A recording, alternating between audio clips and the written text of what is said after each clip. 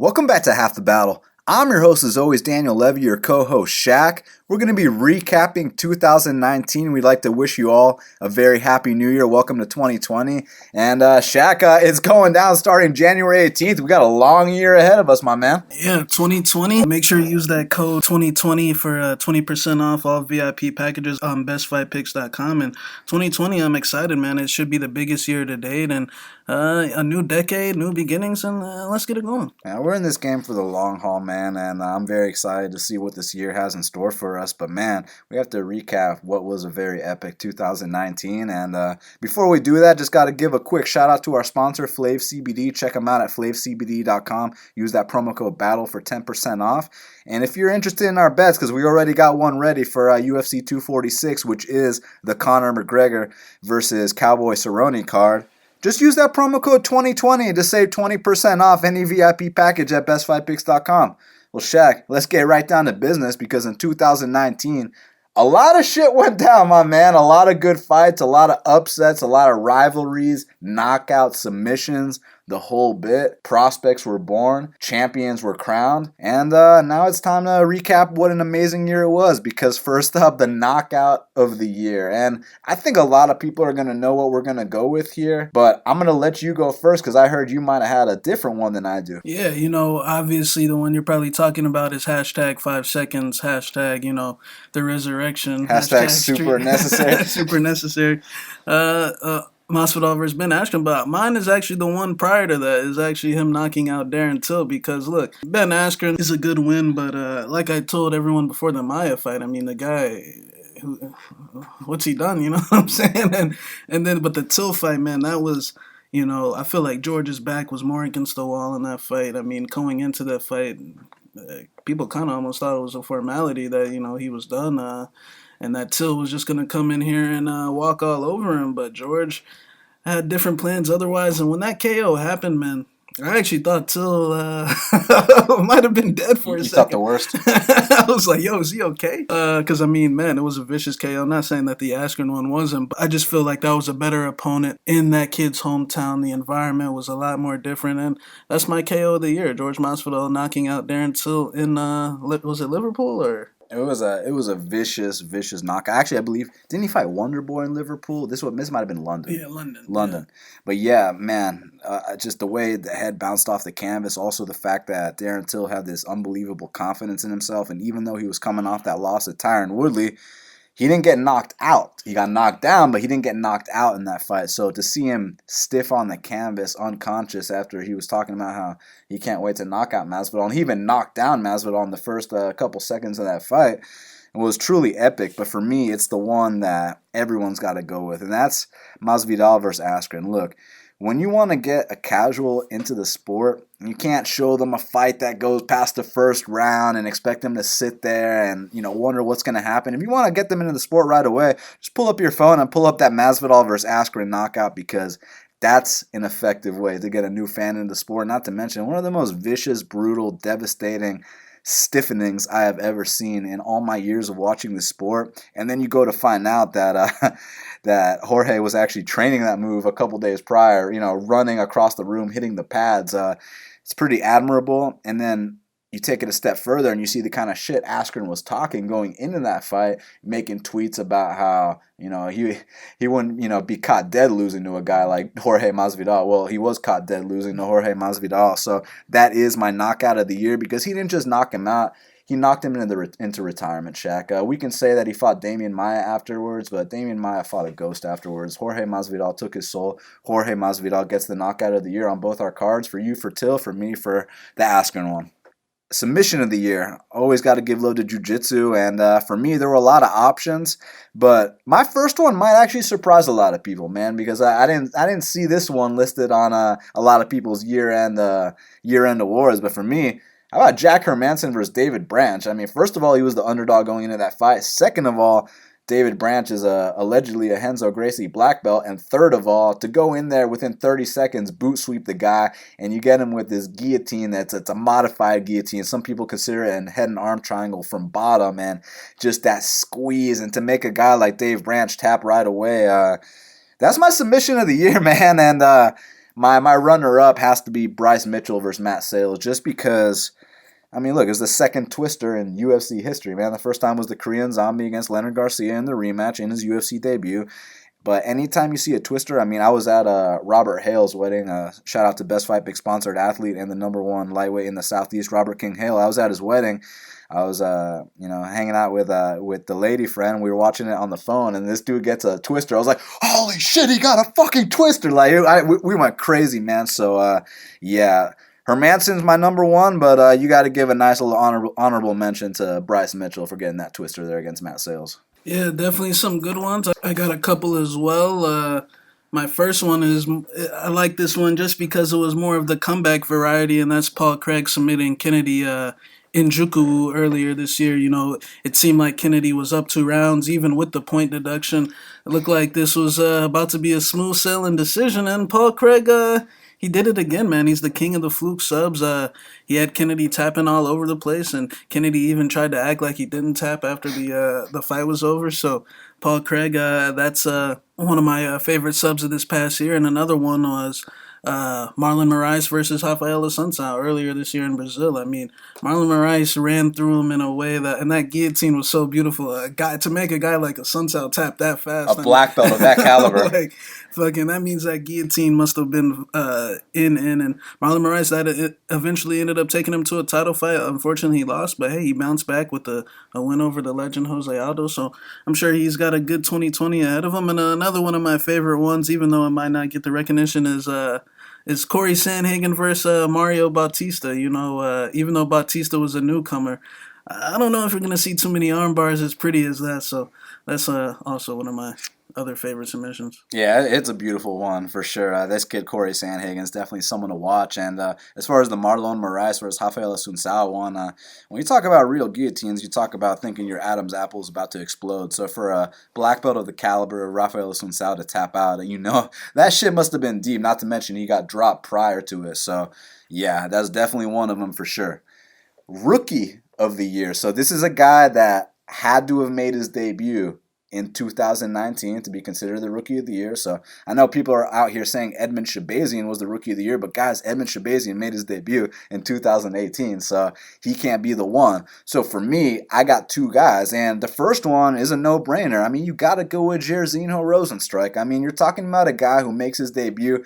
He's fighting the Junior Albinis of the world. He's fighting the Alan Crowders of the world. You know, it's all cute. Oh, you got these nice little knockouts. Give him a pat on the back. Let's see how you do against real guys. And goes in there with Arlovsky. Now, I know we like to talk about how Arlovsky's 3-9 in his last this and that, but the bottom line is Arlovsky ain't been getting stiffened for a minute now, and Jairzinho Rozenstruik put him out in under 30 seconds. So that was very impressive. You beat a guy like Arlovsky, that means, hey, it's time to take that next step up in competition. Well, here's Alistair Overeem, perennial top 5 guy. Jairzinho goes in there and splits the guy's lip, launches him into the 5th row. I don't care how many seconds were left in that fight.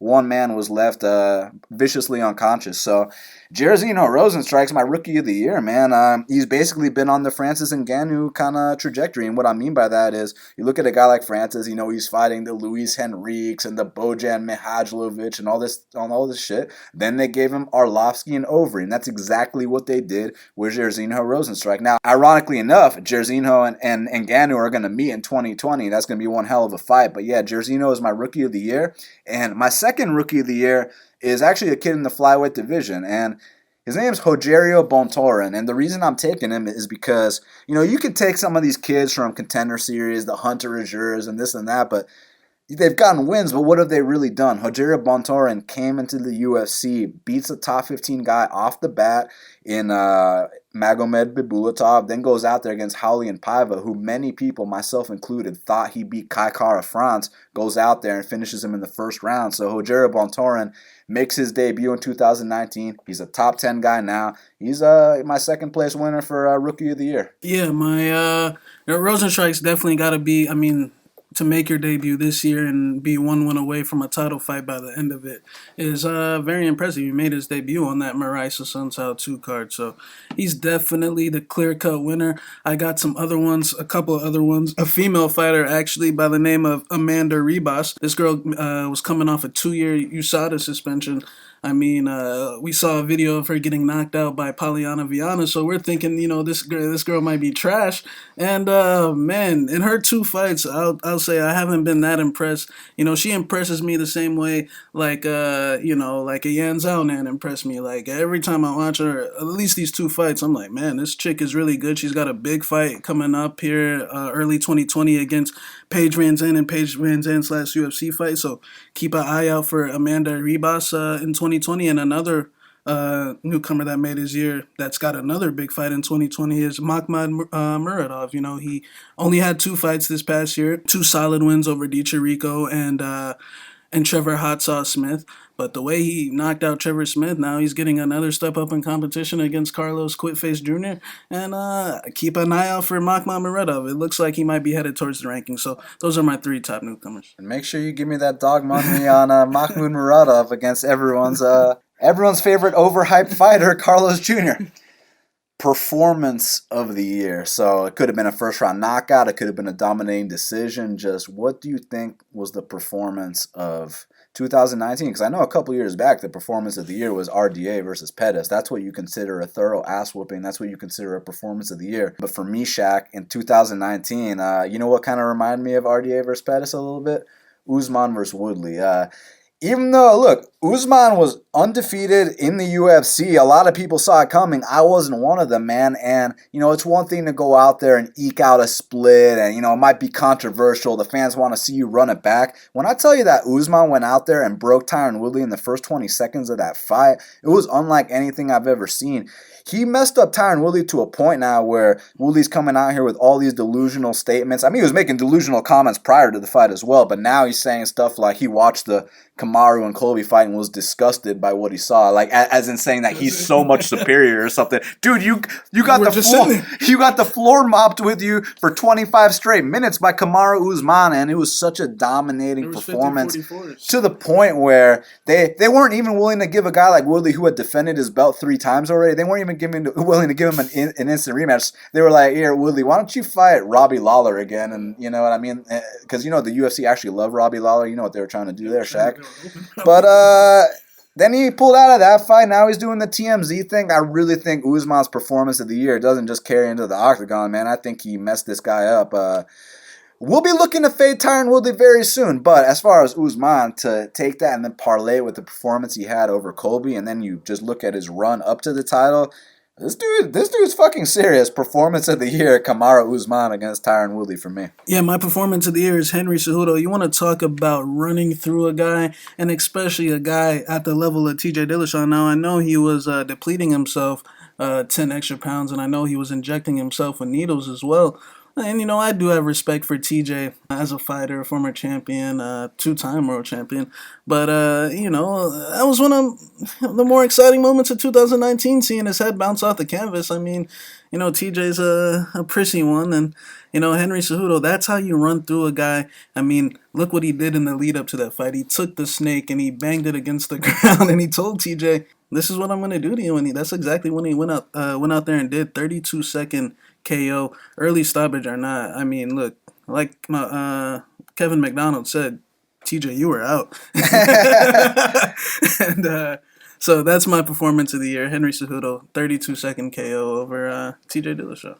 Yeah, it was a beautiful knockout, and it was even nicer to cash I believe a plus 180 ticket on a guy of Henry Cejudo's caliber. I bet the under 4.5 as well. I was like, knock him out. It was my second underdog cash of the year because the first one was Cowboy Cerrone teaching that kid Alex Hernandez a lesson. Everyone was on Alex Hernandez for some reason. Yeah, I don't know why. I guess barely beating OAM means you're going to beat Cowboy Cerrone. Oh, my God. Yeah. It was cute.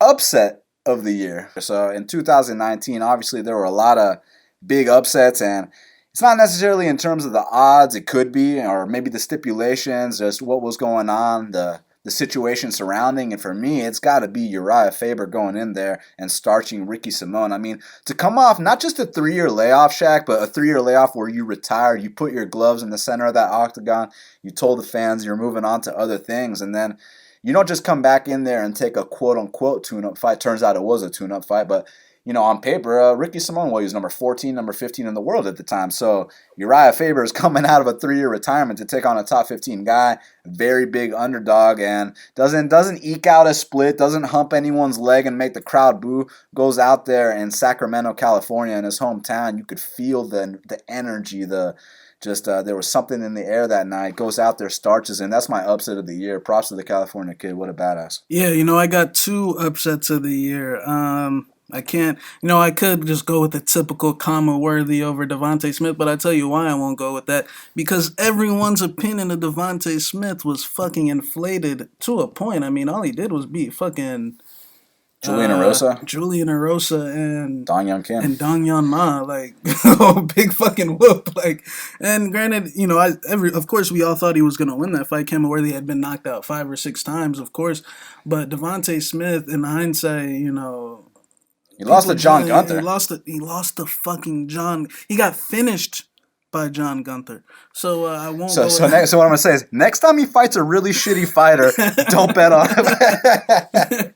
So and then you could, but I got a couple. So one of them, this one's gonna go a little bit under the radar. Not too many people will say this one, but I just remember earlier this year in Russia, there was a card in Russia where, they had the big Shevchenko sister, Antonina Shevchenko, everyone just thought she was going to come in here and take care of the soccer mom, Roxanne Modafferi. I can't exactly remember what the odds, but I know they were 300. Exactly, they were huge. And I just remember Valentina having to cut her A short throughout that whole fight. She, how she's, hey, then Antonina was on her back getting smashed. And so that was one of my upsets of the year. Not too many people saw that coming. Roxanne Modafferi with a big upset. I'm sure she put a dent in a lot of wallets. And my other upset of the year is Dustin Poirier over Max Holloway. Going into that fight, Max Holloway was coming off that fucking Brian Ortega fight where he set a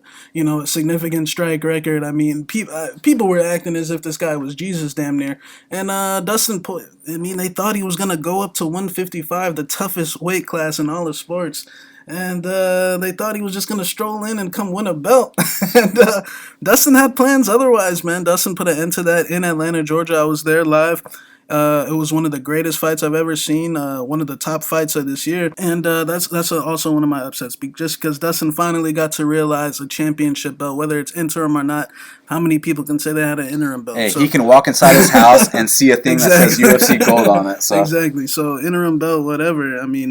What percentage of fighters can say they had an interim belt? Exactly. So I think those are my 2 upsets. Now we got to talk about the fighters to watch in 2020. It should be fighter to watch, but we love these prospects. There's so many of them, and for me, man, I'm going to list a couple of these guys. Obviously, Montel Jackson, that's someone we've been very high on since he made his UFC debut. Extremely big reach for the weight class, and the kid seems wise beyond his years. He's had less than 10 pro fights, and he's going out there styling on these guys in a way where I'm very curious to see what he does. I can't wait to see what the completed version of him is. Also, his teammate O.D. Osborne, who's going to make his debut later this year. I'm very intrigued to see what he does as well. Then there's that kid you mentioned earlier, Mahmoud Muradov. He's managed by Floyd Mayweather, and they're picking his fights very correctly. Like they're going on the right path with this kid. Alessio Di Chirico to Trevor Smith to Carlos Jr., that's the perfect step up in competition. It's a very winnable fight for him. He's a guy you need to look out for, very dynamic, a lot of swag in there. But then there's the guys you guys already know about. Obviously, the Edmund Shabazians. That kid's a phenom, very young as well. Piotr Jan. If he's not fighting for a title in 2020, I'm going to be very shocked. Also, his I'm going to say his rival, even though they've never talked shit about each other, but just rival in the sense that both these guys are headed towards the top. Corey Sandhagen, you got to look out for that dude as well. I really hope that Piotr Jan and Corey Sandhagen actually get title shots separately and don't have to fight each other for the title shot. You feel what I'm saying? I hope that when they fight each other, one of them is champion already. Or if Cejudo wants to vacate that belt and do whatever he wants, go retire, go to WWE, you can have Piotr Yan versus Corey Sanhagen for the vacant belt, but I have a feeling Cejudo is going to stick around. And then, Paulo Costa, Yan Zonan, we've been high on for years. This new kid, Puna Haley Soriano, I like him. And then a couple of my guys at Fortis MMA, Jeff Neal, Carlos Diego Ferreira. There's a lot of fighters to watch in 2020, Shaq. Yeah, there is, man. You got to keep an eye out for Macy Barber. Keep an eye out for Ione Barcelos in 2020. Just got a big win over Said Nurmagomedov. I think he's a top 15 bantamweight. I think he's been a top 15 bantamweight since he stepped foot in the company. Nathaniel Woods got a big fight coming up here. Keep an eye out for my boy Cody Stamen as well. I know he is coming off a draw against, but hey, between you and me, everyone knows that he went out there and derailed that hype train. And not his hype train. I think Song's a good for. Keep an eye out for Song as well. All those guys will be bouncing back, but those are a couple guys. Amanda Ribas, keep an eye out for her as well. Breakthrough fighter of the year. So this could be someone who was on the cusp of becoming a star and then they really broke through in 2019, or someone who had mixed results in the past and they got over the hump, whatever it may be. So I got a couple, man. Obviously, the biggest name one for me is Israel Adesanya, because he was already a star last year, but once he touched that belt this year, and those 2 title fights he had, obviously the fight of the year contender with Kelvin Gastelum, and then you parlay that with a knockout, the vicious, devastating knockout victory over the then champion Robert Whittaker in that big stadium. I mean, the guy's a superstar now, so he definitely broke through. He's one of the guys, but on a smaller level, you know who's someone I think is the breakthrough fighter of the year runner-up? I got to go with Randy Brown. You know why? Because for the longest time, Shaq, we've been saying, when this kid finally puts it together, look the fuck out. Well, guess what? In 2019, Randy Brown finally did put it together, goes out there, not just stops the very tough to knock out Brian Barberena, but then goes out there and finishes Warley Alves as well. So now you're looking at a top 25 guy, and Randy Brown finally starting to meet that potential. So I'm very excited to see the future for him.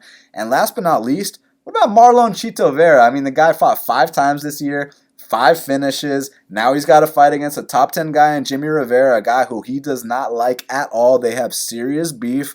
And not to mention, he's one of the most exciting fighters in the whole sport right now. And I think there is a chance that if he keeps up his finishing ways, he could become a superstar one day too. He's got a country behind his back as well in Ecuador. They could go down. He could headline an event down the line.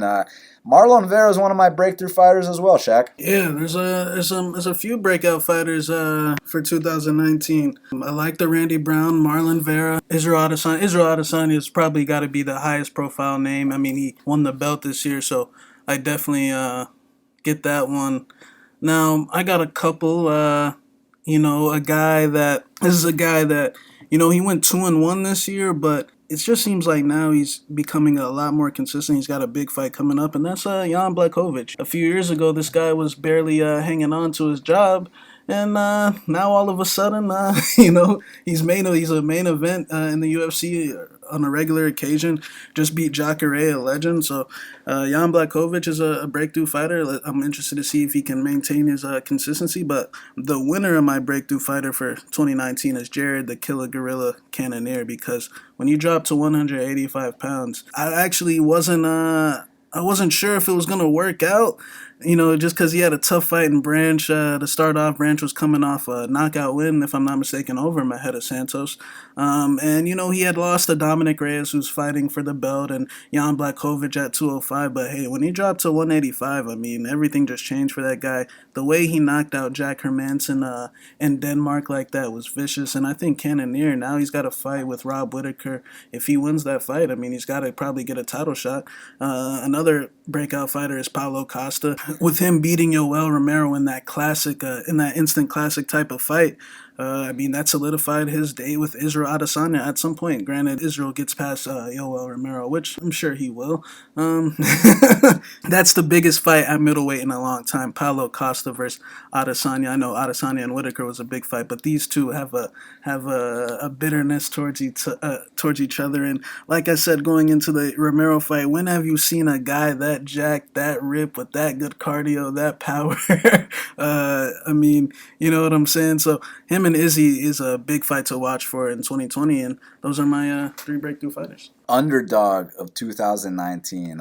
There's definitely, and this isn't necessarily one that you bet on. It could be, it might not be, but just in terms of upsets and underdogs, and underdog, it can be a mentality. It can be, someone who's always counted out. It could be according to the odds, public perception. Who do you think was the underdog of 2019? My underdog in 2019 is Henry Cejudo because, look, he was the underdog twice in the betting lines against TJ Dillashaw, a champion. But then after that, people were like, oh, it was a fluke, it was an early stoppage. But then to turn around and then fight Marlon Moraes, who, let me say what he was coming off of. Aljamain Sterling was dabbing in the middle of the cage unconscious. Jimmy Rivera was face first in less than 30 seconds.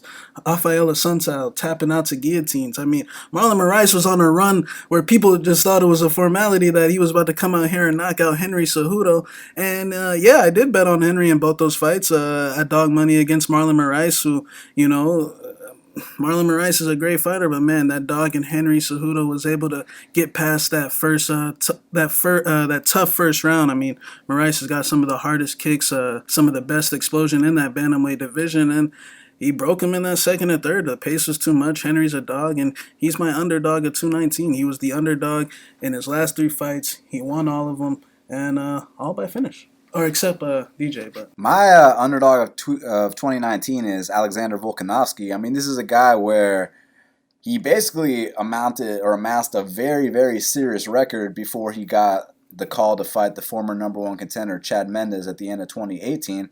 Goes out there, starches him, retires him, and then it's like, hey, Alex, now in 2019, you got to fight Jose Aldo in Brazil, and then you got to go fight Max Holloway. He was the underdog in both fights. He passed both tests with flying colors, absolute flying colors, to a point where, I mean, when you outclass Aldo to that extent and shut him down in Rio, and every single judge has it 30-27 in Rio, like, you understand what I'm saying? Not even Jose's best friend that was judging the fight could make a case for Jose winning that. So that was one. And then to go in there against Max Holloway, who even after the Poirier loss, people still thought the guy was invincible at 145s.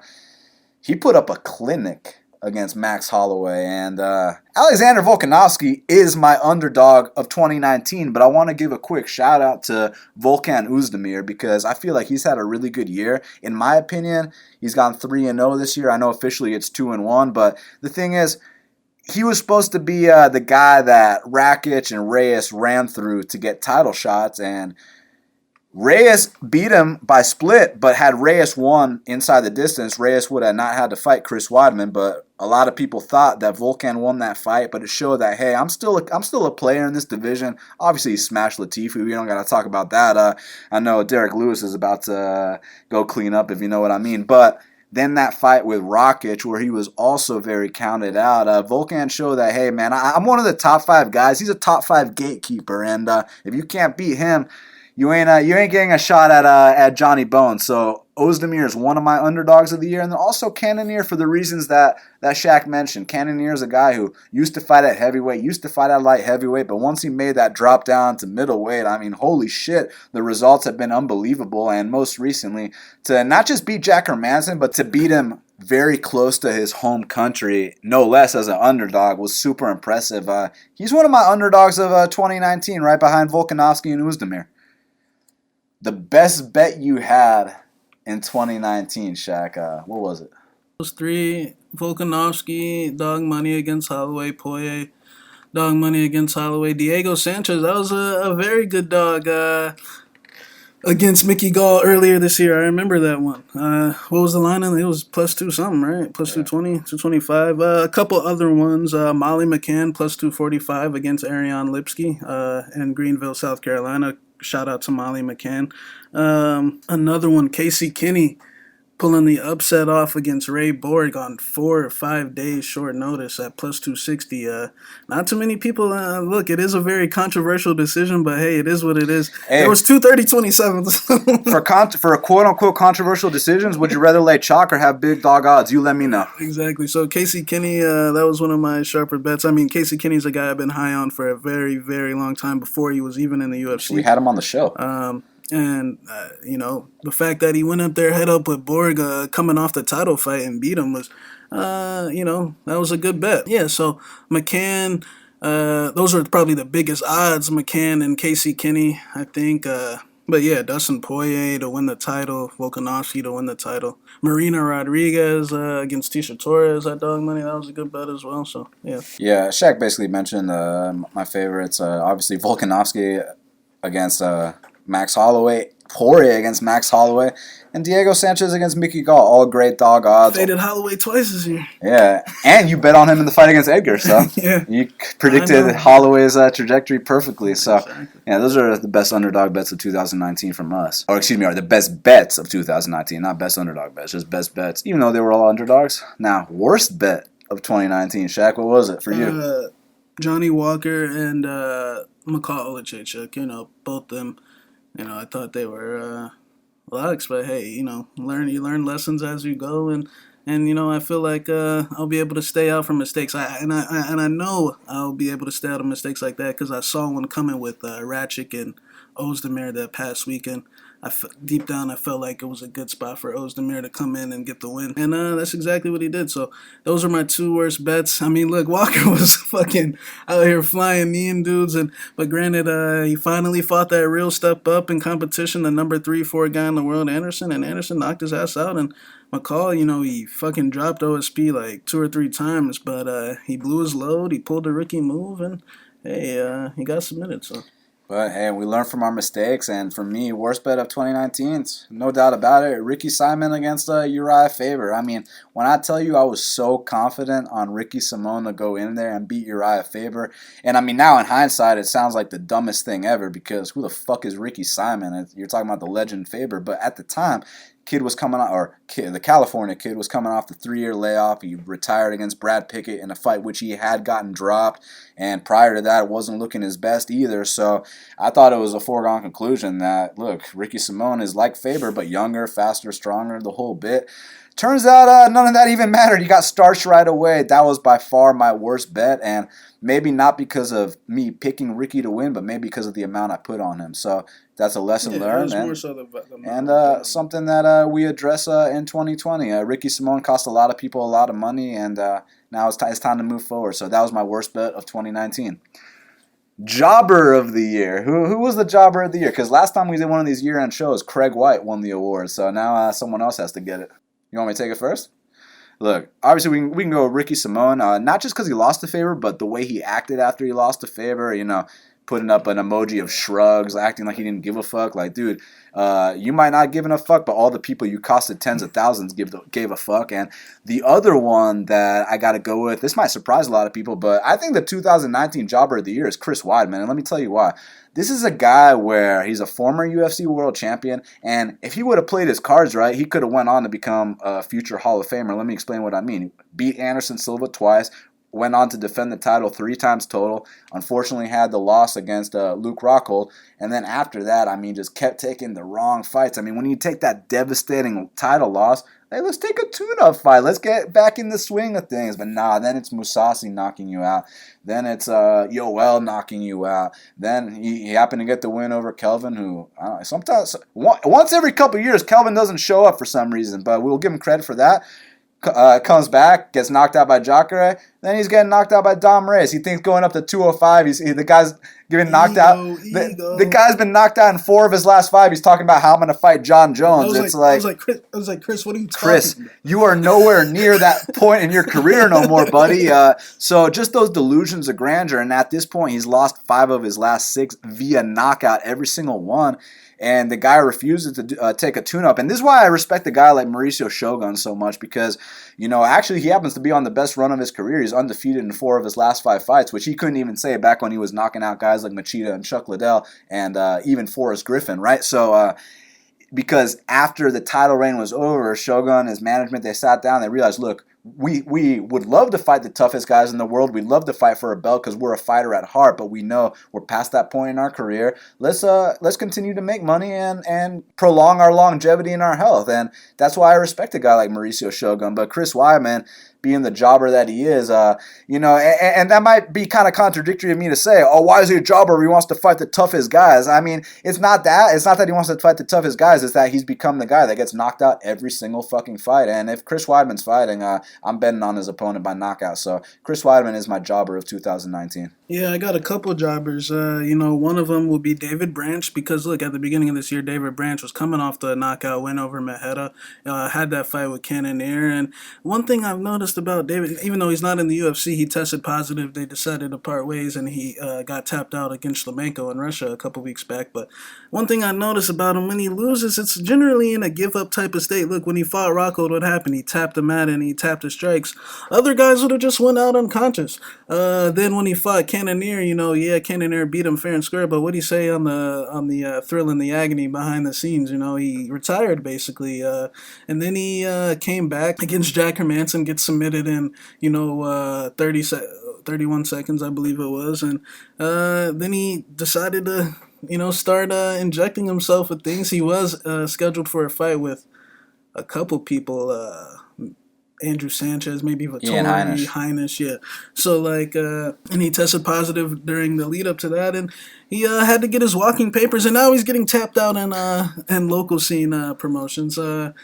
So, yeah, he's one of my jobbers. Another one of my jobbers, kind of for the similar reasons that you said about Ricky Simon, is Jimmy Crute. Because, look, Jimmy Crute was kind of one of these guys that was kind of showing signs of jobbers, but the fact that, he'd have these spectacular finishes that, we would, if you watch the Paul Craig fight, I mean, some of that shit is, atrocious. If you watch his fight with Birchler, you'd see some of that. But the reason why I classify him as a jobber is because, when I say he was a couple strikes away from finishing Serkinov, but just to see how out of control and how out of it the kid really was to, Serkinov just to sweep him that easily, and the kid, just fucking go down that easily. But then what he did after that, he gets on IG, he's drinking beer, he's also doing the shrug emoji, at least he admitted he fought like a kid, but it just didn't seem like it was coming from a guy that, took the loss as seriously as he should have. Some of these other guys, they didn't poke their heads out for weeks, until after they lost. So Jimmy Crute's one of my jobbers, David Branch is one of my jobbers, and the other jobber, even though she did get a win her last fight, is Ariane Lipski, just because the expectations coming into this year. She started this year off getting commercials, getting preview videos. And Queen of Violence. Yeah, Queen of Violence. They started this shit off yo, it's Lipski, bro. She's about to fucking win the title. And she laid two of the biggest eggs in her first two fights. And she tried to lay one in the third. She fought a chick on, 2 days' notice. So, hey, Lipski is also another jobber. We'll see how she does in 2020. But the expectations versus the reality of where she's at, it's a big, big difference. The Queen of Fraudulence.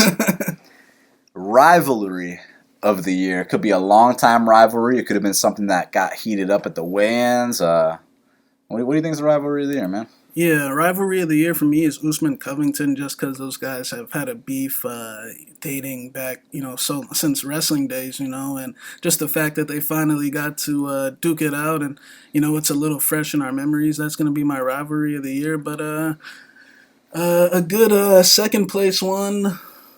Cejudo's always in a beef. Cejudo and Marlon was a good beef, just because, when I say I knew he had Marlon fucking mentally all over the place, man, that was a good rivalry. You had Cejudo's entourage saying shit to Marlon and Frankie during the fight week. In Portuguese. In Portuguese and shit, so...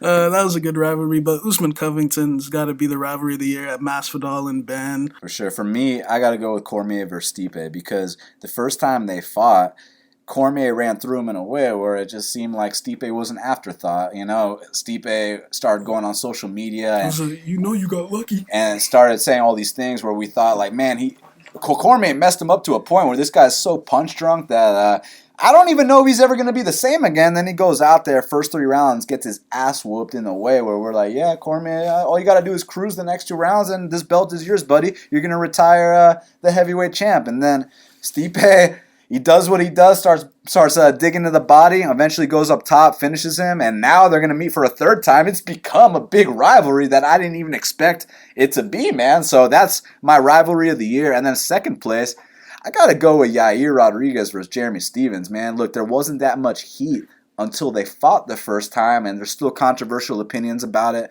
and all these things. And, after Jeremy said he couldn't continue due to the eye poke, then the fans start throwing things inside the octagon, and then you see the footage of Jeremy and Yair in the hotel room calling each other up profanities, and then afterwards they fight again, and it's scheduled for a 3-round fight, and you got all these dumb fans saying, well, if that was a 5-round fight, Jeremy would have won. Well, hey, dummy, you knew it was a 3-round fight, and you still bet on Jeremy, so don't come at me with that bullshit. I knew it was a 3-round fight, and I bet Yair at dog money both times. But that being said, Yair versus Jeremy, 2nd place for a rivalry of the year, but for me, number 1 is Cormier versus Stipe.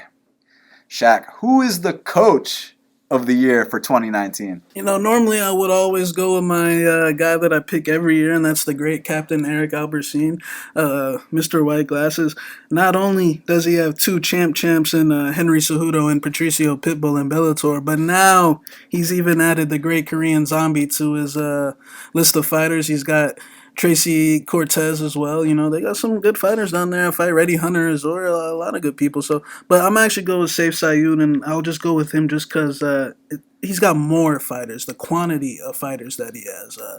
The guy, you can catch him at pretty much all these UFC events, and I think they had the highest winning percentage out of all the teams this year. When you go down look at the guys that he's changed. Not the young guys. He's got Jeff Neal, who's probably his number one. His number one prospect. But then he's got these other prospects like Kennedy, who just got his win. He changed Uriah Hall around. Look. Ryan Spann. Ryan Spann's one of the top prospects at 205. He's got a fight against Paul Craig now. Then you got Carlos Diego Ferreira, who's got a fight coming up. But the guy, it's more so I pick him is because he's changed people's careers. Uriah Hall after the Costa fight, even though he was fight, I actually picked him to beat Carlos Jr., so I can't say. But just the fact, when he linked up before this, I thought it was a good sign just because it seems like everyone this guy touches safe, they just change. Because I remember when Ryan Spann was getting knocked out on the local scene and losing to guys like Trevin Giles and getting finished in less than 30 seconds by Roberson and all these guys. But then he gets hooked up with Safe, and all of a sudden the guy's the best he's been. He's getting better fight to fight. Not only Spann, I said Uriah Hall earlier. What about Alex Morano? Alex Morano was on the verge of getting cut at the beginning of the year. Now he strung 3 wins together in a row. Two of them being very exciting. The other one being a dominating finish over Otto. His Max Griffin fight was great. The Keenan Song fight got fight of the night. So Saif Sayoud's my coach of the year. Am I leaving anyone off his team? Like Alonzo Minifield. Well, she lost her last fight, but hey, she's probably gonna get back on track here because she's fighting the chick that fucking pulled out the Valentina fight, Nico Montano. Oh, you mean the former UFC world champion? The former UFC world champion, Nico Montana. So expect Chizon to get back on point. By knockout? Yeah, so. Who knows? Saif Sayoud's my coach of the year just due to the fact that he's got so many fighters. But, close 2nd place this year, Eric Albertine. But I'm sure Eric will get it next year. Yeah, look, Eric Albertine is my number 1. I don't disagree with the things you said about Saif Sayoud. He's unbelievable, the things he's done. But Eric Albertine's got champs. He's got 2 champs. And Zombie. And the kinds of things they're doing over there at Fight Ready, or as we like to say in Brazil, Fight Ready, these guys they're not just taking their fighting skills to the next level, they're taking their athleticism and their performances. You see the kind of stuff Korean Zombie's been doing, man. And just like Henry Cejudo was known for just his wrestling, now he's going out there starching guys, and just the confidence in the pocket, the explosiveness, and they come out here with these karate stances. You see Pitbull go out there and knock out Chandler in the first round. What's his name? Archuleta got a mollywhopping. Oh, yeah. Juan Archuleta got his ass beat. So, yeah, Eric Albarracin is my coach of the year. comeback of the year. So basically, this could be in a fight. Someone could be losing the whole fight, then come back and win, or it could be a career turnaround. It could be someone coming off a devastating loss. There's tons of things for the comeback of the year, but for me, my two comebacks of the year, the first one's got to be Rosenstrike versus Overeem. I mean, by definition, that was a big-ass comeback to not just be losing, quote-unquote, the entire fight. I mean, look, I had him down 3-1. I thought Overeem might have got the first three. The third round was kind of closer, but even if you got it 2-2, which none of the judges did, I had it 3-1. And then to go out there and starch him with, 6 seconds remaining, that was one of the comebacks of the year. Also, Vicente Luque against Barberena. Allegedly, had he not knocked him out, he would have lost a split decision. So to knock Barberena out with 6 seconds left and to be the first man to do so in UFC history, that's one of the comebacks of the years. But for me, and this is not necessarily in terms of a fight, but this is in terms of a career, my comeback of the year is the motherfucking Korean Zombie. To be a couple seconds away from winning that decision against Yair Rodriguez in 2018, and it's the fight of the year. It's all these things. It's such an amazing war between two of my favorite fighters, and I can watch that fight over and over. But that result at the end was so devastating. You question, will he ever come back the same? And Shaq, not only did he come back the same, he came back even better than we had ever seen him before, with a different kind of like fast twitch, his athleticism, his speed, his explosiveness mixed in with all the skills he already had. You saw the starching of Moicano. You saw the starching of Frankie Edgar.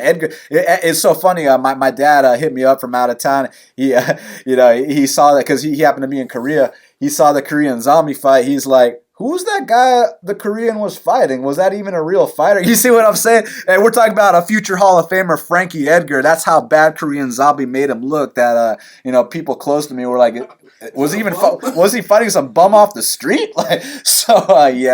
Korean Zombie for the comeback of the year in terms of career, but in terms of a fight, Rosenstrike versus Overeem. Zombie had a great career turnaround. I think Masvidal's got to be, up there for career turnarounds. I mean, he made $1 million plus this year. He was the biggest star of 2019, and when the year first started, we didn't really know where he was at. People thought he was about to take third loss in a row to Darren Till, but Masvidal is probably going to fight for a title here up next. So, career turnarounds, he's definitely up there. For the actual fight, Moraes and Cejudo. Moraes was whooping his ass that first round. I was able to come back and, finish him and win the bantamweight belt. Another comeback victory was Paul Craig over Kennedy Nzechukwu. It looked like Kennedy was going to win the decision. Jessica Andrade versus Rose Namajunas. Look, when that fight first started, it looked like Jessica Andrade was about to get knocked out. I mean, the first round, Rose was touching her up in a way that, it looked like Rose might get a standing KO, in the female strawweight division for a second, but Andrade was able to stay the course, keep moving forward, and the slam that she got on Rose Namajunas was vicious. Rose was unconscious face first, so that's some of my comebacks, in terms of the fight sense. But career, you got to go with Masvidal. You got to go with Jan Blachowicz, Jared Cannonier. How about even Thiago Majeda Santos from losing to Dave Branch and getting knocked out to, picking yourself up and quote unquote, some people thought he beat John Jones. Hey, at least he went to fucking Split. You know what I'm saying? No one ever went to Split. So, how about, so those are a few. So, Shaq, who do you believe is the current pound-for-pound number one fighter on the UFC roster? There's a lot of options. There's Jones. It's not Jones. There's Cejudo. There's Khabib. It's between them two. Why is it not Jones? Just because I feel like he's not really being challenged as much as the other. Thiago Santos ain't a challenge?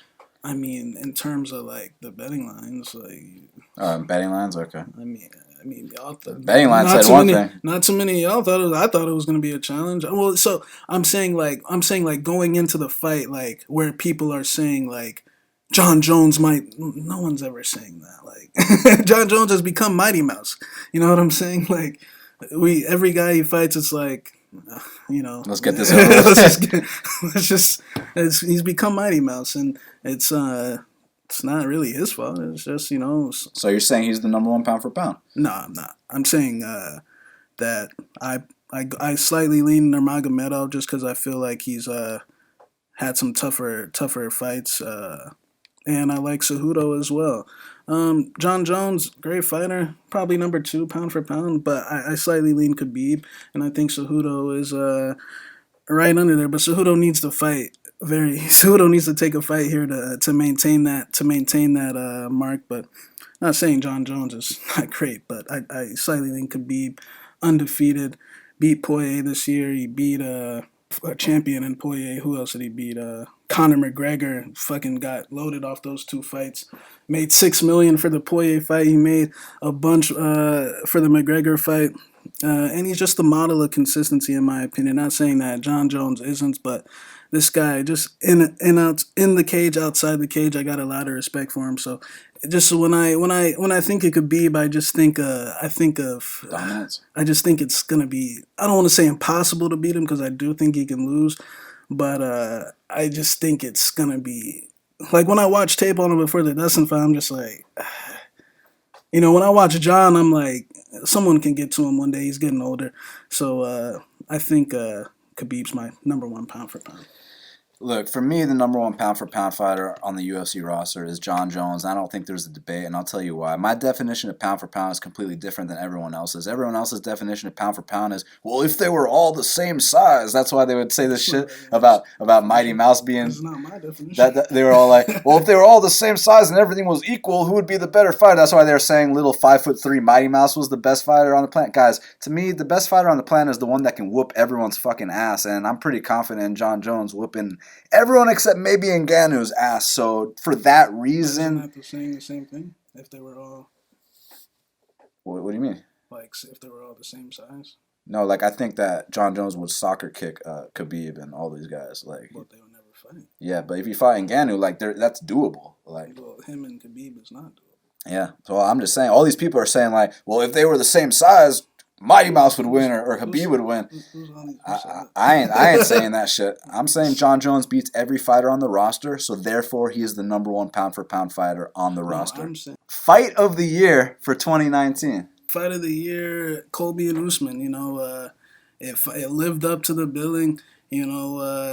People were saying it wasn't gonna be as good as journeyman Nate and Masvidal, and that fight blew that fight out the water, man. It was a mano fight, 2 big, strong, dominant wrestlers standing and trading. I was on my edge of the seat the entire time, man. I didn't know what was gonna happen. For 1 minute, it would look like Colby might knock him out, but then, man, towards those late rounds after that jaw got broken, Usman put that foot on the pedal, man. And showed that African power, man. Show why those Africans are some of the strongest type of athletes out there, man. So that's my fight of the year, 100%. That was just a great fight, man. Those are the type of fights I like to see. People were saying all this shit, and I didn't understand. They're wrestlers. They're gonna lay on each other. I'm thinking, bro, they ain't gonna fucking lay on each other. Like, no one's gonna take you. I didn't think no guy would shoot, but like I was thinking, like, man, these two guys, they're just too dominant. One of them's gonna have to break or get broken, and that's exactly what happened, man. It was a great fight. One of my favorite fights of all time. Yeah, so I'll tell you my second favorite fight of 2019, which we were in attendance for, which was Israel Adesanya versus Kelvin Gastelum. I mean, if you haven't seen that fight, holy shit, it's unbelievable. But being that we were in attendance for that fight, because everyone's calling that fight of the year, if that was truly fight of the year, that means that the next fight afterwards wouldn't have been as good. And actually, Shaq, the next fight, which was the main event, was even better and was just such a back and forth roller coaster and just like one of the best fights I've ever seen in my life. And that's Poirier versus Holloway 2. For those that don't know, Poirier submitted Holloway the first time they fought back in Holloway's UFC debut. But they met again in Atlanta, Georgia in April 2019 at State Farm Arena, UFC 236. And when I say Poirier and Holloway threw down in the center of that octagon for 5 straight rounds, that's exactly what happened. You got to see the punching power of Dustin Poirier, the durability, that Hawaiian heart and chin of Max Holloway, and the determination of Dustin Poirier to complete his paid in full mission, man, which is exactly what he did. That was the best fight maybe I've ever seen, but definitely of 2019. And honorable mention has to go to Luque versus Barberena, because those those two knuckleheads had a little scrap. They had quite a knock, so I enjoyed that as well. But top three: Poirier versus Holloway, number one; Gastelum versus Adesanya, number two; and Luque versus Barberena, number three for me. And last but not least, Shaq, the fighter of the year for 2019. Look, I know we all know who the three candidates are. There's no secrets here. It's between Henry Cejudo, Israel Adesanya, and Jorge Masvidal for different reasons. Which one are you awarding the 2019 UFC Fighter of the Year? I'll go with someone not on the list. I'm actually go with Kamaru Usman just for the fact that, you know, going into his fight with Tyron Woodley, is the alleged best welterweight of all time going into that fight, even though people act like GSP never existed. But but man, the way he beat him down 50-45, and I just like the way how he's dealt with all the outside things. Now, Kamaru isn't the best with his mouthpiece. He's not the wittiest guy. If you try to talk trash with him, I mean, he's probably going to lose that battle.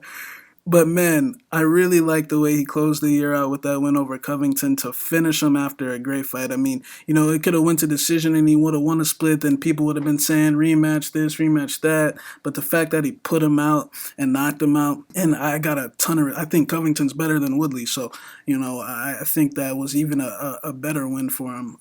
And just I like the way how he dealt with all the Diaz, and basically how Dana was trying to force a belt upon this matchup with Diaz and Masvidal because he obviously likes them a lot more. They relate to the fans a lot more.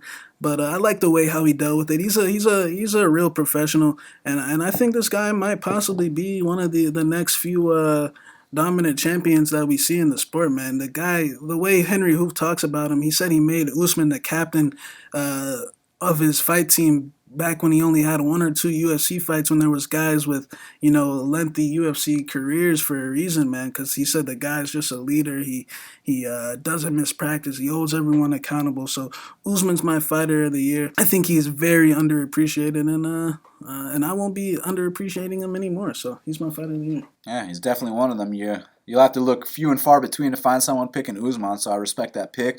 But look, the top three are Cejudo, Adesanya, and Masvidal for three different reasons. For Masvidal, it doesn't have to do with a belt, even though he now is the first ever BMF belt holder in the UFC, the baddest motherfucker. But for him, it's the kind of superstar he finally became. To see his career, which was filled with ups and downs, but you always saw the talent, you always saw the personality, and just his background story is amazing, and everything he brings to the octagon, the excitement, but the results were a little bit inconsistent. He'd knock a couple of guys out, then he'd lose some split decisions. The saying used to be that Jorge Masvidal gets robbed more than a 7-Eleven, but if you guys know the story, he took a year or two off, went to this reality show where he couldn't have a phone for like 6 months, and he reinvented himself, comes out here, looks like a completely different man, and now he's a title challenger. So that's one reason, and he's the biggest star in the sport right now, arguably. So that's one reason you can call Jorge Masvidal the fighter of the year. For Israel Adesanya, same reason I called him the breakthrough fighter of the year is just what he's done so far. The 2 title fights. He was already on the cusp of being a star last year, but this year it's been taken to a whole nother level. The guy's a celebrity, and the kind of virtuoso performances he's been putting in there in the octagon. I've never seen anyone treat Kelvin like that. I've never seen anyone. I know I saw Stephen Wonderboy starch Whitaker at 70s, but I've never seen anyone that was a back and forth fight until Whitaker got starched, whereas the Israel versus Whitaker fight was a systematic dismantling followed by a shotgun. You remember the end of that first round when he dropped him with that hook, and then they started the second one. It was absolutely devastating. But for me, the guy who officially wins the Best Fight Picks 2019 Fighter of the Year is Henry the Messenger Cejudo. Henry Triple C. Look, I love Masvidal, but his biggest claim for my list is how he's translated into stardom. For Israel Adesanya, it's the 2 amazing title fights he had. But for Henry Cejudo, it's 2 belts in 2 weight classes, combined with the fact that he's also a gold medalist Olympian. That's history that has never been done before. So for that reason, Henry Cejudo is my fighter of the year for 2019. Well, Shaq, we should hit some of this Flav CBD and answer these fan questions, man. We want to thank all our fans so much for all your support. Make sure you get our bets at bestfightpicks.com and use that promo code 2020 to save 20% off any VIP package. Already got one bet ready for UFC 246, which goes down January 18th, and have more in the works. So also, our sponsor, Flav CBD, got to give a shout out to them. Thank you so much for hooking us up with all the Flav products. We really enjoy them. And to our fans for all your support. We're about to answer these questions right now. All right, well, Shaq, let's answer these fan questions, man, because first up, my boy Bert wants to know, how do you think the odds makers are doing, the new ones since Kalika? So I'm going to take this first. First of all, I think they're doing really good, and I love Nick Kalika, so I think he's a great guy. We actually talk from time to time. But one thing about it was I was starting to kind of not figure out patterns or this or that, but I kind of had a feel for where Kalikas was going to set lines, whereas the new ones, a lot of people have been talking shit about them, but it's actually been kind of tougher for me so far, but I definitely feel like I've been adapting in 2020. I'm ready to take advantage. Kalikas was a good one. Like you said, he kind of did have a pattern of like where he would open lines, and there was a little stretch in time, maybe a month or 2 month span, where you could almost damn near call the number he'd set an opening line, and that would be the case, or some of the gifts he would occasionally give out. I'm not saying that, it's all his fault, but the new odds makers, I think, are doing pretty much a very good job. I think it's much more, and it just seems a lot more... Market's getting sharper. Just seems like the opening lines are a lot more accurate in terms of like how the way the fights are playing out. So I think, I think the new odds makers are very, very good. Voice of Reality says, please list your top 10 fan questions in order to receive from Voice of Reality in 2019. Thanks for your support, brother. We really... I fuck with you, Voice of Reality. And I like that Texas logo and that us Texans got to stick together. I always appreciate your support, man. Thank you so much. Discovery Bull says, how much do you think secret steroid knowledge plays a role in the betting world? Are secret juicers frequently at big advantage? Tips on spotting them or examples from recent memory? Love the show. Any discussion about this stuff would be cool. Firstly, thank you, brother, very much for the question. I mean, this show, look, we like to have a lot of fun. We like to joke around. But I don't think we really put too much stock into those kind of things in terms of the actual bets. But what I would put more stock into is if they start looking deflated after steroid use. Like, for example, when TJ Dillashaw comes back in 2 years and he fights a real opponent, get ready to fade him. Yeah, just by watching the sport for so long, obviously in my head, I 95% of the time just keep my thoughts to myself. I do think there's certain guys on steroids and certain guys not on steroids, and I used to in my younger days used to lift a lot of weights, and I know at least a former steroid user when I see one, so I do think there's certain guys out there. Does it affect my bets? If they're a little on the older side and, you're off the steroids now, kind of like, for example, I'm not going to accuse them, but look, so we said TJ Dillashaw, for example. Chris Weidman might have been, look, I'm not going to... It's just facts that he's been knocked out every fight. Also with some of our favorite old vets that we've come to know and love. Vitor Belfort. Look, I'm not going to say that they were former steroid users, but they were former steroid. But does it affect my bets? Unless they're on the older side, no. But if they are on the older side, if they're, now I feel like you're off the steroids. There was another one, Todd Duffy. That's a guy where, I know for a fact he was on Wasn't steroids. he lactating at one point? Yeah. From what I heard, the dude could squirt milk out his teeth. So, yes. Unless they're on the older side, no, but I definitely, I look at physiques and I keep it to myself. On this next card, I know for a fact there's some former steroid users. So, thank you very much for the question, brother. Matthew Drucker says, how good is Masvidal's chin currently? Honestly, Matt, I think it's been good his whole career. His chin, he's only been knocked out once. I guess you can. I bet and you it was can't an early tell stoppage. Me. Now, Matthew Drucker, before I tell you who knocked him out, don't look it up. Don't look at Wiki, and try to answer the question yourself. But I'll give you 10 seconds. All right, it was Rodrigo Dam, the bum of the UFC, actually knocked him out, but that's the only time he's been knocked out, right? Yeah. He's been dropped a couple times. And he got dropped, but the referee stepped in. They didn't even give him a chance to... It was like one of those... It was a real early stoppage. And we're not talking Aspen Lad GDR early, you guys, because that wasn't early at all. CG wants to know bold predictions for 2020. Man, it's tough to say because there's so many of them, but I just have a feeling that a lot of belts are going to be switching places. And yeah, it's gonna be a wild year. I gotta take it card by card, honestly. Bold, like in terms of the fights. Like he's saying, like John Jones getting dethroned and shit Oh. like that. Yeah. Man, okay, so you want to go there? Okay. I got one for you. Tyron Woodley ain't gonna win a fight in 2020. One of them that I have is Max Holloway will be knocked out this year. Marlon Vera will be a top 10 fighter in 2020. I actually will say John Jones will be dethroned this year, but I'll say late this year. It could be early this year, but I'll say more than likely late this year. And to a guy that he's going to lose to a guy that we possibly might not see coming, or not in his division possibly.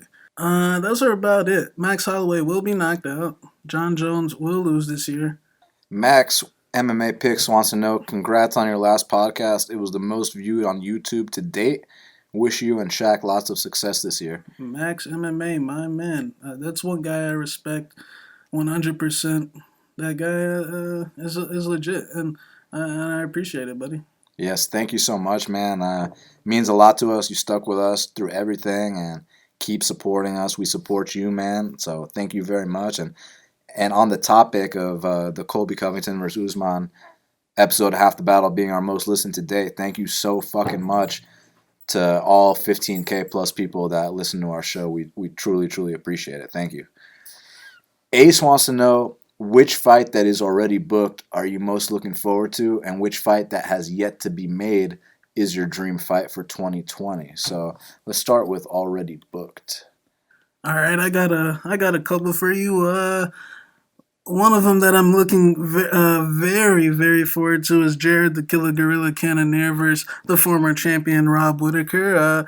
Whittaker's coming off that title fight. I know he needs a win to stay in the thick of things. I know he just trying to, from what I heard, he was trying to get a fight with Till. He was, they called him the Cannonier's name about 5 times, and let's just say he turned his phone on what's this shit, airplane mode. But so that's one of the fights I'm interested in. Another fight I'm interested in is Mahmoud Muradov versus Carlos Jr. That's in 2020. I'm very high on Mahmoud Muradov, and especially not high on Carlos Jr. Let's see. Obviously, McGregor and Cerrone. I mean, that's a great fight. What other fight? Oh, I'm very looking forward to Wiley Zhang and Joanna. I'm very interested to see what happens in that fight. So those are a few. What was the other part of the question? We'll get to that. So let me answer mine. So lots of fights I'm looking forward to. Anytime Sodiq Yusuff fights, he's taking on Andre Fili, who's always tough. Looking forward to that. John Jones versus Reyes. I want to know if Reyes is the guy. And then Marlon Vera versus Jimmy Rivera. These two have had a serious beef that I don't think too many people know the extent of it for years now. And it's going to be a violent fight. So that's definitely one that I'm looking forward to. Now, his other question was the dream fight for 2020. Masvidal versus Covington or Diaz versus Dustin? I want to see the Ngannou versus Stipe rematch because I truly believe Ngannou starches him in the first round if they ever fight again. So that's my dream fight for 2020. Kevin Goodson says, I know you guys never scream robbery. Appreciate the compliment, brother. But if you had to pick what was the biggest robbery of 2019, there was one that we were kind of like, holy shit. What was it again? I like how you started that question off. I mean, the only time where like I legit felt robbed was Hernandez and Trinaldo. Even though it wasn't by the margin, I still thought that the kid Hernandez backed up the entire time and didn't do shit. There was another one recently, man. I thought Cody Stamen got robbed out of a win. I know Song was landing some hard shots, but the third round, I mean, it was arguably 10-8. I think one judge did have it 10-8 for Stamen. But the fact that he didn't win that second round was a little shocking to me. I mean, anyone watches that fight leaves away. I mean, Song Yadong, Cody Stamen said Song Yadong and Faber both congratulated him in the cage saying, congratulations, you did it. So, That was one I was surprised about. Was Marshman Phillips, that and was his Philip, year. that was this year. That Yeah. was another one I thought John Phillips clearly won 2 rounds to one. Yeah. Marshman and Phillips. And what was that other one you just said? Ronaldo Hernandez and Stamen Young. Stamen and Song Yadong. Yeah, Stamen and Song Yadong and Marshman Phillips. Those are the top two for me. My boy Hernandez says personal best and worst bet of the year. We covered those earlier, man. Worst was Ricky Simon against Faber. Best was either Poirier against Holloway, Volkanovski against Holloway, or Diego Sanchez versus Mickey Gall. And any particular strategy you have with watching line movement for a favorite versus a dog, or you just bet when you see value. Yeah, no, obviously you gotta do the first part for the second part. You gotta watch the line movement to see when it gets to where you determine it to be value, So, yeah, I mean, basically you kind of set your own odds and then you look at the actual board and see how that compares. And if there's a discrepancy, then you're looking at some value there. So, for Well, sure. at Raw Deer Meat, we're use the code 2020 for 20% off the VIP package and find out. So He also wants to know, would you take out a loan to bet Masvidal against Nick Diaz? Speaking theoretically, yes. I mean, there's no way he'd lose that fight. Yeah. No, just because it'd be like minus 700 and some shit. Even though it's free money, but I mean, if you were thinking about doing that, Raw Deer Meat, I mean, if they give me good odds, maybe. go if it's minus 500, go all in, buddy. Guillermo San Miguel wants to know most units and how much coke is Connor on. I don't know what he means by most units. Like, that I've ever bet in a bet, that I've made in a year, that I'm not sure what you mean, brother. How much coke is Connor on? A lot? I'm gonna guess. I'm gonna guess after the Floyd fight, it probably started as a little party thing. Even though I'm sure he didn't sparingly, before. But after the Floyd fight, start partying with it. But then, by the time he was having babies and and around the time he's hitting the old man in the bus incident, I'm gonna say about. He might be like a 4 to 5 line guy a day, type of guy.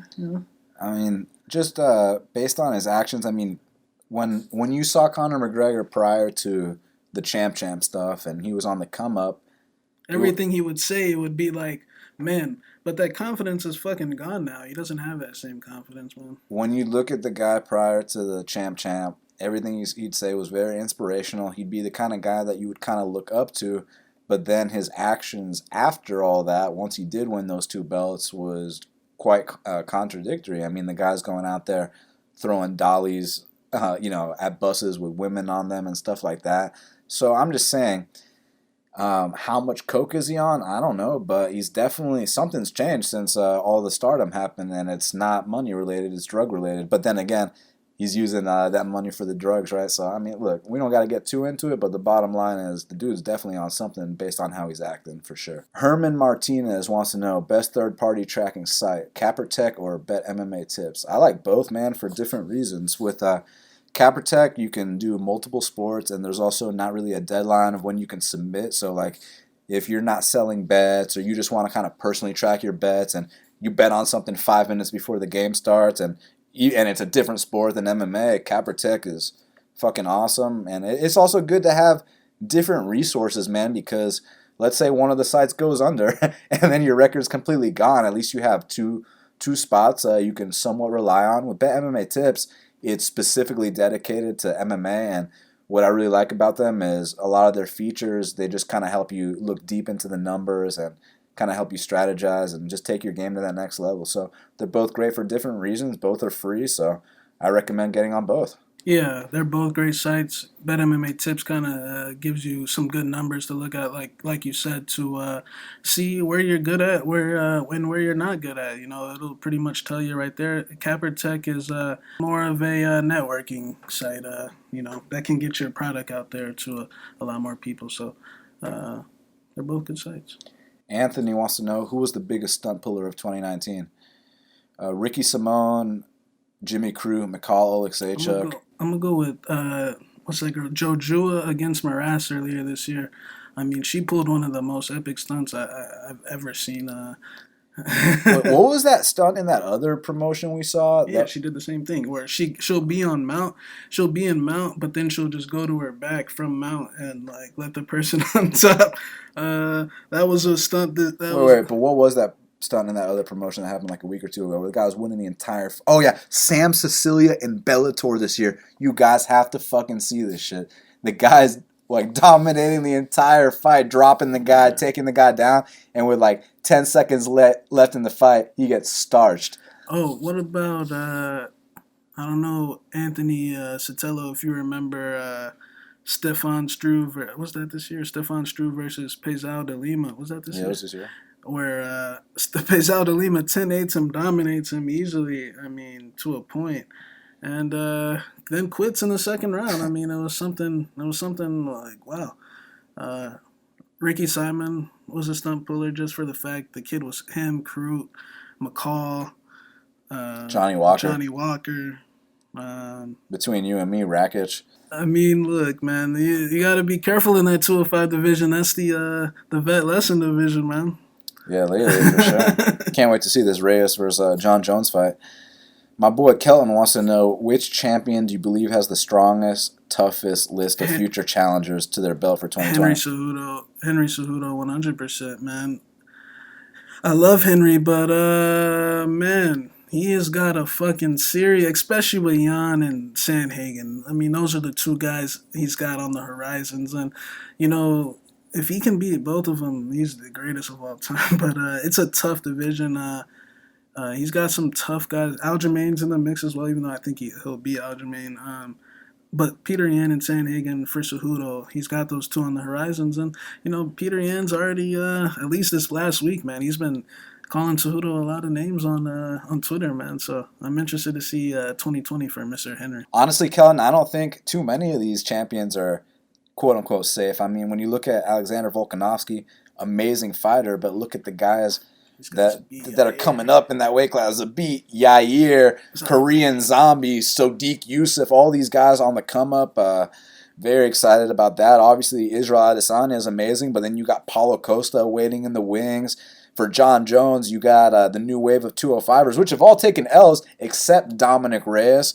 And then at heavyweight, obviously, Francis Ngannou doesn't have a belt around his waist. So I think 2020 is a year where we're going to see a lot of belts change hands. My boy Remy wants to know, how'd you and Shaq meet? How long you guys known each other? And was it MMA-related questions you were after? No, this is a great question, man. It's funny. So I was actually following Shaq on Twitter, and we followed each other just based off the MMA shit. You know, you guys know how this MMA community is on Twitter. You follow all the MMA accounts, and you guys interact. And we already got along as it was. I mean, we were already talking fights, who you got this weekend, that kind of shit.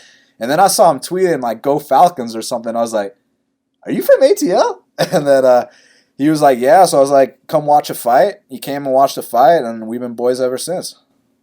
Yeah. Yeah, the world of MMA, bringing everyone together. It's a beautiful thing. Yes, sir. Jack Scott says, can we get an early prediction for the Cerrone-McGregor fight? Feel like the line is the best it's going to be if you're backing McGregor. Also, what happened to the card recaps? They were very entertaining. Well, firstly, thank you very much for the kind words about the card recaps. Boy, Jack. And I'd like to get back to them, man. I'd like to get back to the interviews, to everything. I think 2020... Say no more, Jack Scott. 2020, we're going to have a big year for you, brother. And as far as the early prediction, tune in 2 weeks. We're going to drop that pod for you. Yeah. Can't ruin it for the rest of them. Jack, I got a lot of choice things to say about that fight, so just make sure you tune in 2 weeks. And I appreciate you, Jack Scott. Thank you, my man. Mani wants to know, who in the current roster can mop the floor with GSP? Nobody. Besides Francis Ngannou? No. I'm talking about at welterweight? Well, Manny, if you mean at welterweight, nobody. You're not even Usman. Just because GSP is one of those guys, man, where... he knows how to fight. Not only does he know how to fight, but, you know... the brain, he's so smart. And look, another thing is GSP can do whatever the fuck he wants. Like, look, the guy's been caught pouring grease on in the middle of rounds before. UFC 94. And this is just factual, and they let him get away with it. Like, they were rubbing Vaseline on him between rounds, like, caught him red-handed. Some people thought that there was rumors that he might have paid the judges for the Hendricks fight, even though if you really go back and watch that fight, GSP won. 3-2. But yeah, I don't. No one can. I mean, he took a 4-year layoff and come back and beat the middleweight champ. Yeah, the guy's amazing. On any given night, anyone can win, but to actually mop the floor, meaning beat him pillar to post in every area, it's going to be tough to do at 170. It's going to take a bigger guy, in my opinion. So Brandon wants to know which champion loses their belt first in 2020. Well, I mean, the first champ to fight in 2020 is John Jones, so he's got the highest, the highest probability just because he's the first one up. But I mean, I don't know, man. It's going to be tough to see. I can't wait to find out. It's kind of like Kelton's question, man. It's a tough one. But I'm sure you're hoping for an answer, Brandon. So who's the first one up? John Jones. Who's second? Wiley. Yeah. Just to go pick, I'll say Wiley. Stuart wants to know which fighter has exceeded your expectations most in 2019. For him, it was Cannonier. Stewart, that's a good pick. I'm sure he exceeded a lot of expectations. For you, bro, Mahmoud Muradov, you weren't that high on him, and now you say you're high on him. But it's not like to a point where it's like the number one. For me, Aljamain Sterling, 100%. Yeah, this is a guy I used to call the fraud master. This is a guy where I thought it was all hype, and at one point it was all hype. I even faded him against Brian Caraway at plus 350 odds. And man, the kid, he's blossomed into something special to watch, and I'm very excited to see what the future is for a guy like that. So he's definitely the guy that's exceeded my expectations the most in 2019. Yeah, Aljamain, I actually picked him to beat Munoz. I was kind of starting to realize that he might be turning the corner. So yeah, it's probably him. Another one is probably Masvidal. I mean, when he lost the way he lost to Wonder Boy. I mean, Stuart, watch that Wonder Boy fight and watch his last 3 fights. I bet on him in the Wonder Boy fight. I was like, this guy looks disgusting. Like, I don't even want to look at Masvidal ever again. So he exceeded my expectations. Champ MMA says, do you think Piotr Yan is coming for that strap? Straight killer, man. Yes, yeah, he is Champ MMA, and Henry better be careful, man. I'm telling you, the guy, if he can get through Aljamain, which I think he will, I don't think Jose is gonna get the title shot. Or I think it would be disgusting if he did. But Yan and Sandhagen are the two motherfuckers that he needs to Captain Eric needs to be watching tape of already. I mean, if he's not coming for the strap, then he's definitely fighting for the strap. That's for sure. Unless him and Sandhagen have to fight, and then it's the race between him and Corey. So I can't wait to see what happens. But yeah, the kid's definitely in title contention, no doubt about it. Block says, if you're not cheating, you're not trying. Who's the best cheat of 2019? It's a great question, actually. Like in terms of dirty fighter? Yeah. Oh, the Tamor brothers are always in the running. You got John Jones. John Jones is always in the running. I mean, whoever eye pokes and greases. Who was one that had like 3 low blows and didn't get points? Oh, Darko and Kennedy. Yeah, Darko low blow Kennedy like 3 times? Some shit like that. Yeah. Fucking. In terms of the dirtiest fighters in the sport, it's got to be the Tamor brothers. If Pons is active, him as well. Pons is making a comeback 2020. The eye pokers. Yeah, I'm gonna definitely keep an eye out. Block. That's a good question. That's something I used to comment on more because back in the day. In terms of when you say missing weight as well. I mean, I guess, but if you go on to win because you have such a big weight advantage. But I know back in the day, I had an issue with Josh Koscheck a lot because if you watch the Paul Daly and Rumble Johnson fights, he fakes fouls in both of those, and man, it was super frustrating to watch. But it's also hey, he went on to win both those fights. So what can I say, right? The Filthy Frankster says, do you see a world where Valentina is a double champ due to lack of competition in her division and moves up for redemption against Amanda in 2020? And FYI, he does. Also, let's smash 2020. Agreed, my man. Well, I mean, she's already lost to Valentina twice, so it's going to be kind of hard for them to give her that rematch to sell it. But yeah, I do see her staying champ in her current division for sure. Maybe if Valentina retires, maybe she could beat a lesser lady up at 35s. But for now, I'd say she keeps her belt. Yeah. I mean, if Amanda retires, sorry. I don't in 2020. Do I think I do think there's a chance where she might run out of opponents, but man, the sport's evolving, man. The way these things work out, if you give them time to build up a division, man, they'll start developing a couple girls here and there in the mix. Even though Macy Barber's not ready for that, who knows? Maybe by the end of 2020 she is, or somebody else that we just don't know yet. That's how this. Who would have said Rosenstrike would have been a top 5 heavyweight at the beginning of 2019? Fucking nobody.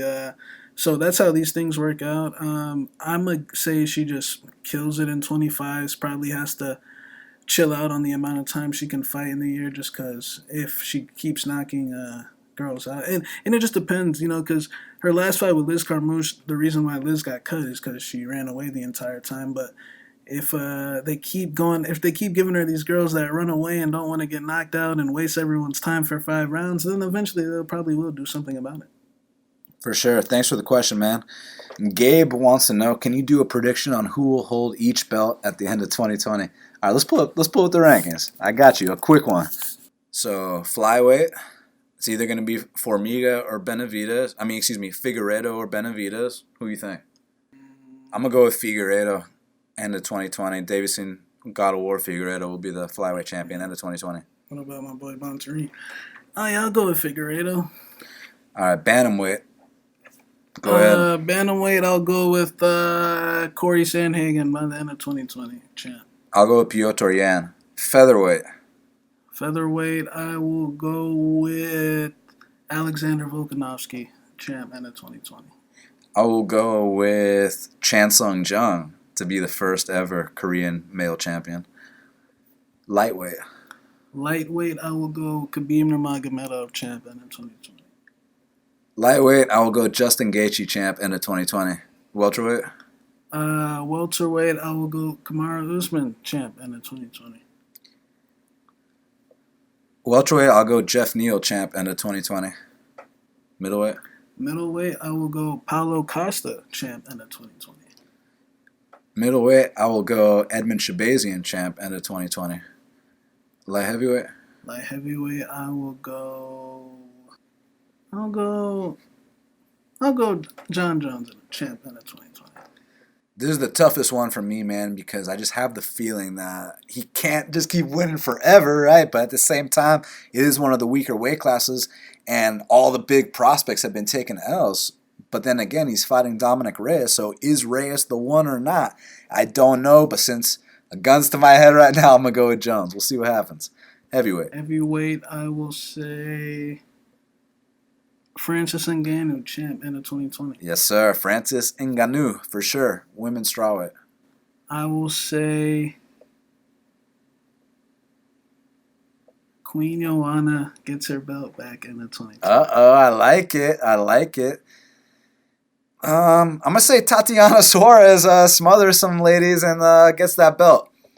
Women's flyweight. Valentina, champ, end of 2020. Yeah, Valentina will mop the floor with all these ladies. Women's bantamweight. Nunes, champ, end of 2020. Amanda the Lioness Nunes. Thank you very much for the question, brother. Self-proclaimed shaman of the spread says, will Conor get bet down to minus 400? At what point is there value on Cerrone? I mean, honestly, dude. Listen on January 16th. Yeah, I mean, you've seen both these guys fight. One's a former champ. The other. But I will say, self-proclaimed shaman of the spread, just by your question, I like where your head is at. Exactly. Look, one guy's a former champ, and one guy has the most wins and finishes in UFC history, so neither guy is a slouch. Psychopath MMA said, if you had to max bet a current UFC champion for every fight they have in 2020, who would you pick? I don't know. Habib. Like, basically saying, like, which champ do I trust the most? Probably Nunes Nunes. Choi, you wants a early UFC 246 preview. I appreciate you, brother. Thank you for wanting it, man. It's awesome having awesome, loyal fans, but it will be out on Fight Week. We promise you that. Keith Sweet wants to know, were you surprised with how Masvidal was able to revive his career, especially at the age of 34 with 40-plus fights under his belt? What you know about Keith Sweat, Keith Sweet?